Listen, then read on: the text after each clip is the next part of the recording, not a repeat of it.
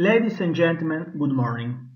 To start with, I wish to express my satisfaction to be here today and have the opportunity to share some of my thoughts about the analysis of human movement with this community. And of course, I owe special thanks to Andrea Cereatti for this kind invitation. As first slide for this talk, I chose a painting from Charles Bartlett entitled Surf Riders, shown at the Honolulu Museum of Art. Looking at this painting, surfing looks easy, and this is somehow true. In fact, with practice, we are able to perform very demanding activities with no apparent difficulty. This also applies to human walking, which is the most common physical activity we perform, but at the same time is intrinsically risky, as effectively stated by the British paleoanthropologist John Napier. In fact, fall injuries-related episodes are a major problem. Fall rates increase with age for adults older than 44 years, and more than 10% of persons aged over 75 years experience at least one fall per year. And, of course, falls results in direct medical costs, and this is the reason behind the recent great interest in fall analysis and prevention research programs. Why do we fall? Falls are caused by a number of intrinsic and extrinsic factors, such as the presence of stairs, surfaces with a low friction, and clothing with trailing parts. To analyze falls, we could think to simulate them in the laboratory and to perform the analysis using complex instrumentations. But, unfortunately, falls are very difficult to replicate. Of course, it is possible to do better than this. For the above considerations, when analyzing falls in particular and human movement in general, the emphasis should be on the usual performance at home, work, and community settings. To perform such ecological analysis, first of all, the observation period should be sufficiently long, weeks, months. Second, the technology should not impede and/or affect the subject movement. Third, simple to use. It means no wires, long-life battery. Fourth, sensors should be self-contained. It means no other parts to be mounted in the environment. Is there any chance to find maybe not the Holy Grail, but an effective and convenient technological solution for these specific applications? A seminal work and an answer to this question was presented by Julian Morris in 1973 with a paper entitled Accelerometry, a technique for the measurement of the human body movements. In this paper, Morris gives indication for a new system of measurement, foreseeing that by improving the transducers, this method could be extended to the study of the movements of other parts of the body. The rightness of his statement is documented by the increasing number of studies which refers to his paper. However, the fulfillment of Julian's prophecy would not have been possible without the contribution of the technological advancements. On the left, the device manufactured by Morris in 1973, and on the right, a gear chain produced using MEMS technology, which is smaller than the mite approaching. The same technology can be used to produce accelerometers, gyroscopes, and magnetic field sensors. So we have a technological solution suitable for motor performance assessment, but if we want to use it to make a diagnosis or evaluate an outcome of a clinical intervention, we need that the final outputs satisfy validity, reliability, and cost-effectiveness criteria. When we want to describe the motion of a body, two different approaches can be pursued. The body can be treated as a material point, located in the center of mass or in different peculiar locations, such as the foot, or, according to rigid body kinematics, by means of its linear and angular positions. Within this framework, the relative movement between the femur and the tibia forming the knee joint will be described by 6 curves. However, unless using invasive technology, the linear displacements are commonly disregarded since they are too small to be measured. To estimate segment orientation, two distinct problems must be solved. First, the orientation of a local technical frame fixed with a body segment must be determined for each instant of time by attaching a measurement unit to the skin. Second, to obtain a repeatable and clinical meaningful joint kinematics description, an anatomical frame must be univocally associated to the bone. The anatomical calibration procedures allows to determine the time invariant registration between the technical and anatomical frames. Within the context of this talk, we will refer to low-cost sensor arrays composed by three-axial accelerometers, gyroscope, and magnetometers. This common 9-axis configuration allows for the determination of the 3D unit orientation with respect to a common global frame. The vertical axis of the global frame coincides with the gravity vector. The vertical plane is defined by the gravity and the direction of the local magnetic north, and then the global frame can be determined.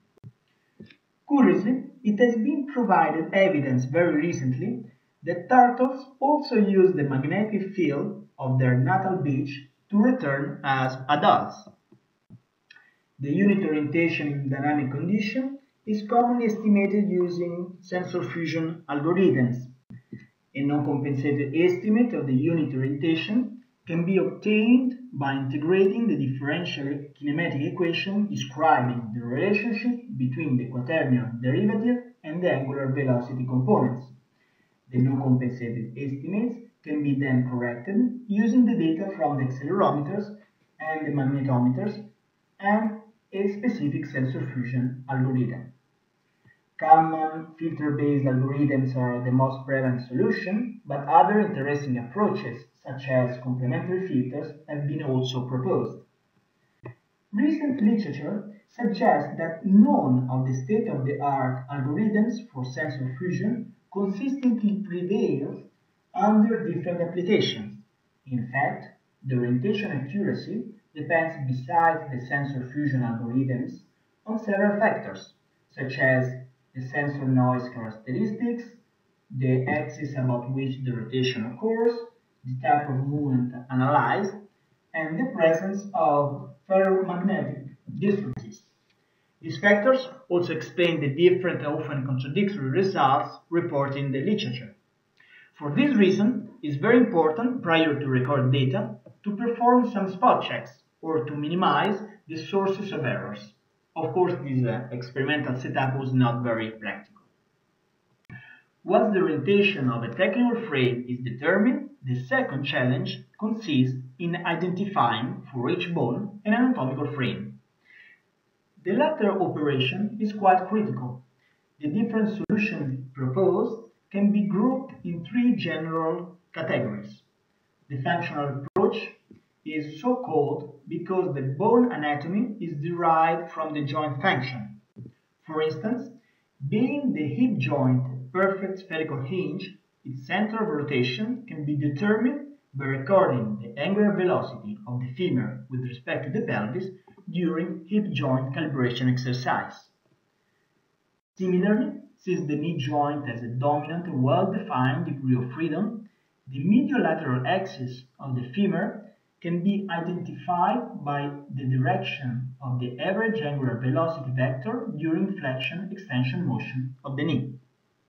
Being available the direction of the medial-lateral femoral axis and the position of the geometrical center of the femoral head, an orthogonal frame can be determined. The main attractiveness of this approach lies in the fact that the subject can perform the calibration exercise by himself. However, differences in the execution of joint motions may influence the repeatability in the identification of the anatomical axis. A second approach consists in setting and exploiting joint constraints. For instance, the knee joint can be modeled as a 4-bar linkage which has a single degree of freedom.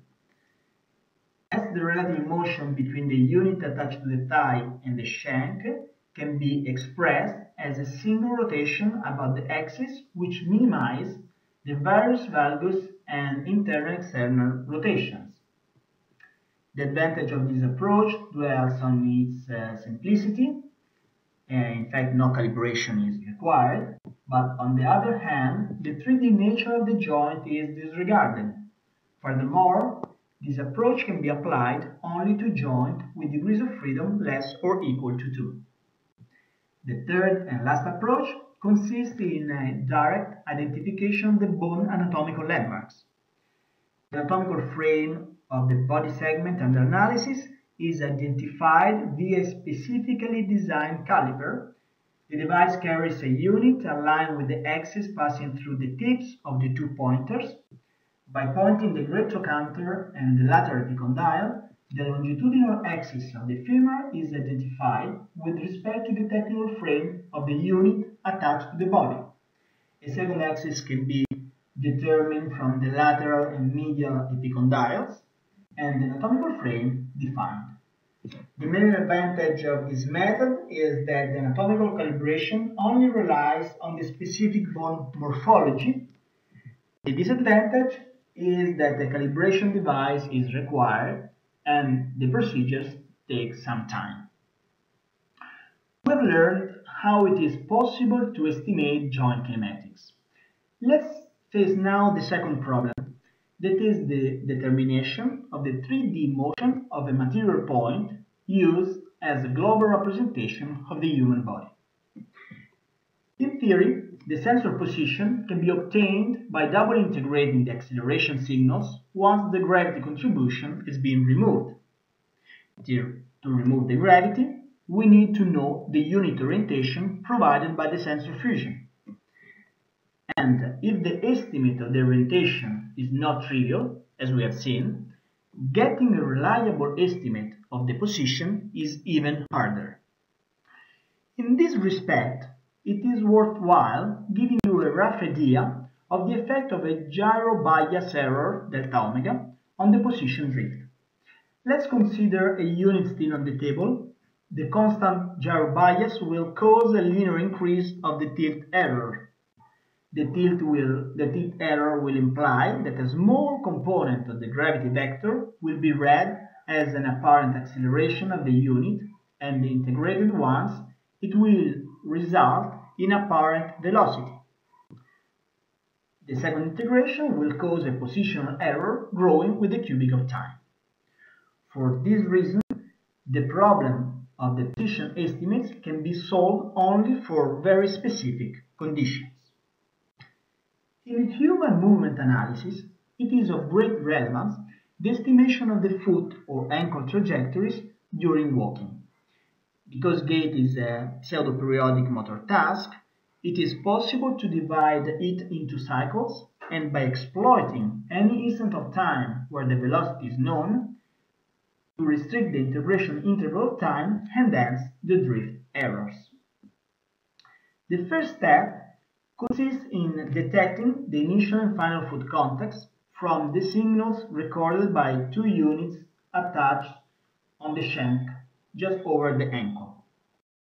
Commonly, methods for gait events identification are based on analysis of the signals in both the time and frequency domain or on machine learning methods.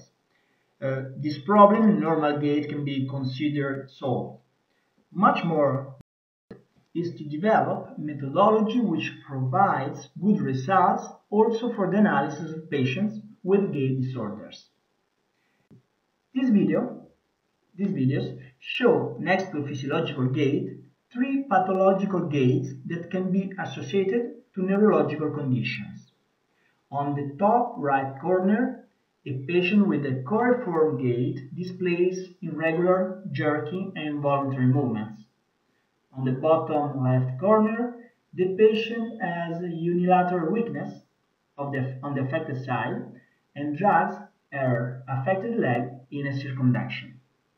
On the bottom right corner, the patient has rigidity, walks with slow little step and has difficulties initiating steps. Let's see how the orders reflect on the signals. As you can notice, different gaits have differences in signal amplitudes and shape. Moreover, in coriform and hemiplegic gait, the patterns are less repeatable compared to physiological gait. If the gait event identification in healthy gait is straightforward, much more commitment is required to find a method which exhibited similar performance for both healthy and pathologic gait. For this purpose, we can exploit some invariant characteristics of the human gait. In fact, from a lower limb kinematics perspective, human walking requires that a. The lower limbs alternate their swing phase while the opposite foot is in contact with the ground. B. At some point in stance, there is at least one foot point fixed with respect to the ground. C. Swing begins with the rotor translation of the shank and ends with foot impact with the ground. Based on these considerations, from the angular velocity in the sagittal plane, we can identify the time intervals in which gait event can occur, thus reducing the size of the time intervals in which initial and final contacts have to be searched for. In these time intervals, the final contact is associated to a sudden rotor translation of the shank, whereas the initial contact with the foot impact with the ground. Once the gait has been split into cycles, the acceleration components can be rotated using the direction of progression, and then an optimal filtering and a direct and reverse integration is performed. Via further integration, the displacements are finally obtained. The same technique can be used to analyze the ankle trajectories during obstacle crossing with a very high accuracy, as you can notice from the graph, or to compute the trajectories of both ankles during gait. I want to conclude this talk showing as the methodologies which I described so far can be applied in contexts different from gait. This is my nephew, and probably is the youngest subject I have recorded. Magnetosensing technology can help in this case to detect atypical motor development and to eventually define an early intervention. However, the current commercial systems are still too big and too rigid for this kind of applications, but we are quite confident that flexible and stretchable electronics will play an important role in the next years. The very last video is about my favorite sport, rock climbing. This climbing route starts with a very long jump move, and the climber has to reach the target hold with almost zero vertical velocity to be able to catch and hold it, as you can see from the same scene shot from a different angle.